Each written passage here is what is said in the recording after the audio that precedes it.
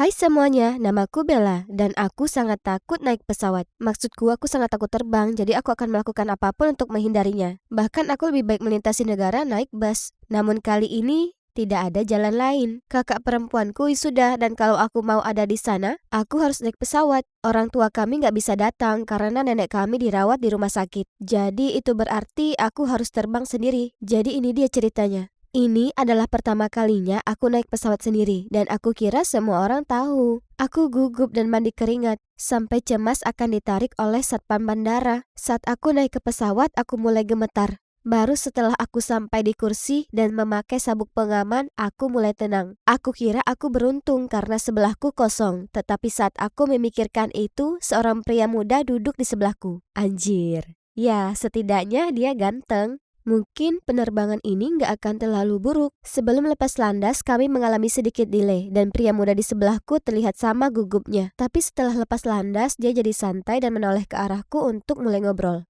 Katanya namanya Brady dan dia menuju ke barat untuk bertemu dengan beberapa teman dari masa kuliahnya. Oh, ternyata dia lebih tua dariku. Nggak mungkin ayahku membiarkan aku pacaran dengan cowok yang lebih tua. Kemudian aku sadar. Kenapa aku berpikiran aneh-aneh? Aku kan gak kenal dia. Dia tahu aku cemas, jadi dia menyentuh lenganku dan berkata, "Jangan khawatir, ini maskapai yang cukup bagus." Kemudian dia terus menanyakan pertanyaan seperti mau kemana aku dan mau kuliah di mana. Aku bohong dan bilang aku mahasiswa baru di universitas. Jika dia tahu aku masih SMA, nggak mungkin dia tertarik. Kami akhirnya mengobrol selama beberapa jam dan aku bahkan memberinya nomorku. Dia berkata akan terasa menyenangkan jika kita minum-minum bersama di pantai barat. Aku pun tertidur dengan tersenyum. Aku berhasil naik pesawat sendiri tanpa kena serangan jantung. Dan mungkin juga kali ini aku bisa dapat pacar baru. Jackpot! Setelah beberapa saat, aku bangun dan melihat Brady nggak ada di sampingku. Dia pasti pergi ke kamar mandi. Aku mengambil beberapa permen dari tas dan ingat kalau aku membeli koran. Aku biasanya nggak terlalu tertarik untuk membacanya, tapi aku akan magang musim panas besok di perusahaan koran lokal karena aku berencana untuk belajar jurnalisme. Jadi aku kira aku harus mulai membaca berita. Aku bolak-balik beberapa halaman pertama. Nggak ada hal yang menarik perhatianku dan aku putuskan untuk menonton film saja. Tapi kemudian, tepat saat aku menaruh koran itu, aku melihat sesuatu. Ada sebuah artikel tentang seorang pembunuh berantai yang berkeliaran. Dan aku jadi sangat serius.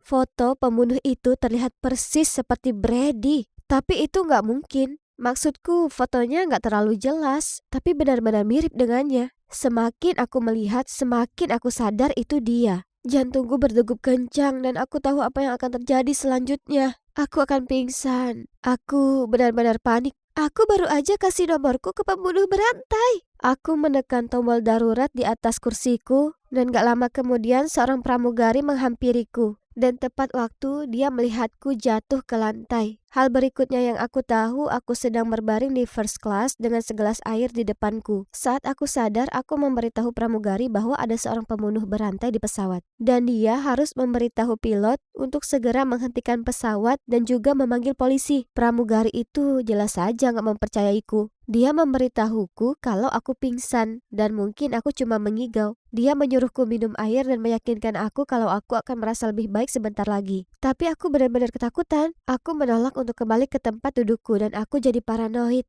Aku terus membayangkan melihat Brady datang mencariku. Apa yang akan aku katakan padanya? Staf pesawat mulai kehilangan kesabaran mereka. Dan mereka memberitahuku kalau aku bisa mendapatkan masalah serius jika tidak mematuhi peraturan mereka kembali ke kelas ekonomi. Tapi gak mungkin aku kembali ke tempat dudukku. Akhirnya kami mendarat setelah berjam-jam lamanya. Aku tanya pramugari apa dia bisa membantuku mengambilkan tasku. Tapi aku mendengar keributan serta melihat ada petugas polisi dan penjaga keamanan memasuki pesawat. Brady di sana, dikawal turun dari pesawat. Ternyata dia benar-benar pembunuh berantai. Ternyata salah satu pramugari mempercayaiku dan diam-diam menelpon polisi sebelum kami mendarat. Kalau aja aku gak bilang ke mereka, siapa yang tahu apa yang akan terjadi. Dan kalau aku gak beli koran itu, aku mungkin akan pacaran dengan pembunuh berantai.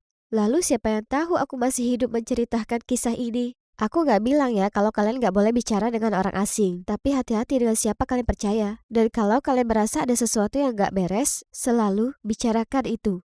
Kalian gak pernah tahu, itu mungkin menyelamatkan hidup kalian. Apa kalian punya pengalaman menakutkan seperti ini? Bagikan pengalaman kalian di bagian komentar dengan kami.